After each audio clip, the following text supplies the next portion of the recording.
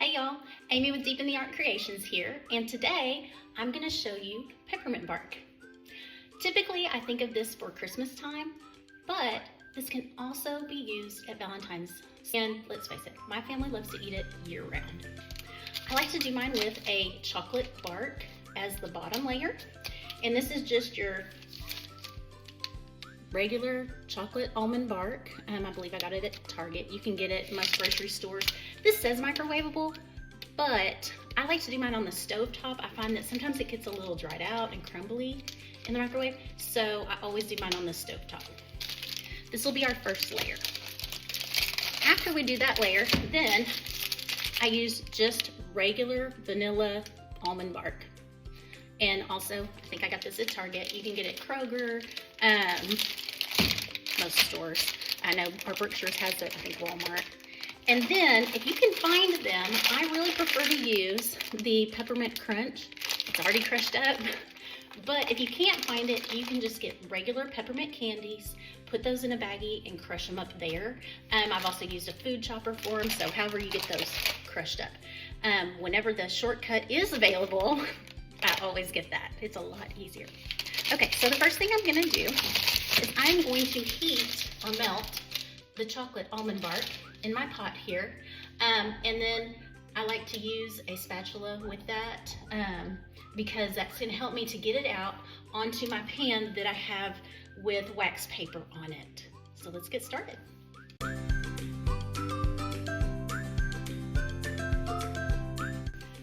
I'm just gonna melt this on a medium to low heat to let it melt slowly and not get too hot too fast. I'll show you, here's what we've got here. And I'll just stir every so often. You can see it's already starting to melt a little. And we will just let that sit and I'll get back to you when it's done. Okay, I'm back and this is pretty much ready to go.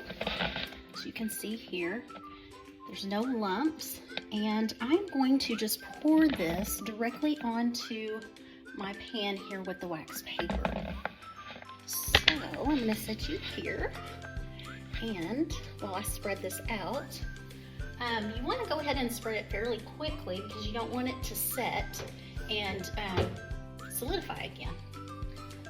But it can be hot, so. Now I'm just going to smooth it out. I don't want to make it too thick on here. I want to make it fairly thin, especially since I'm going to be doing two layers. One of the chocolate and then one of the just the vanilla almond bark, or as my kids say, white chocolate, whatever.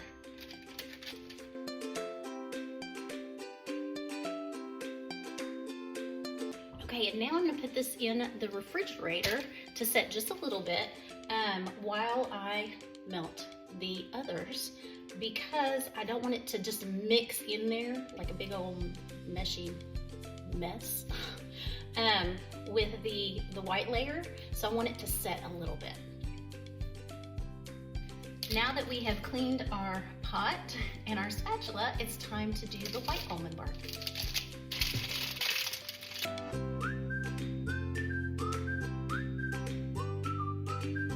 I'm going to just sit and let this melt on a low heat, just like I did the chocolate one. Okay, our white almond bark is ready to be spread now. And I'm just gonna put it right over this chocolate. And again, I'm gonna spread it out because I don't want it to be too thick.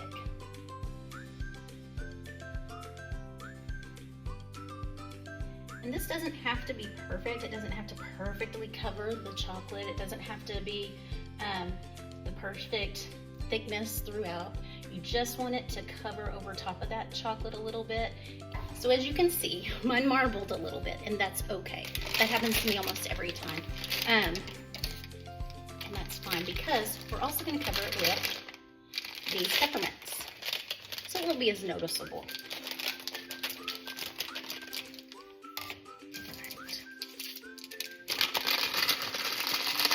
And now I'm just going to sprinkle these right on the top.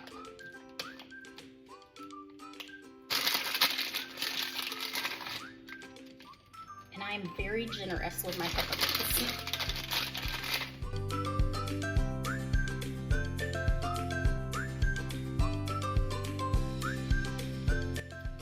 make sure you put your peppermint in right when it's still warm.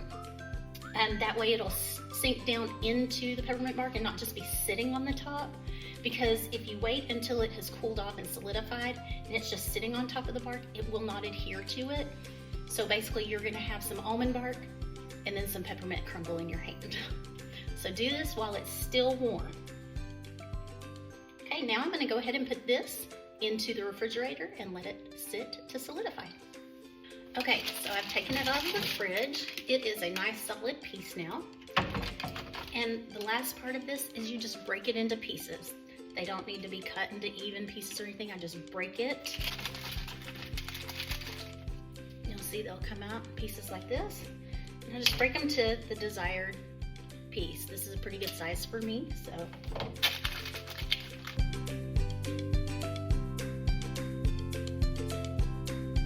Okay, after it's all broken up, you can see this is what it looks like. And this recipe makes quite a lot. Thanks for joining me. Bye.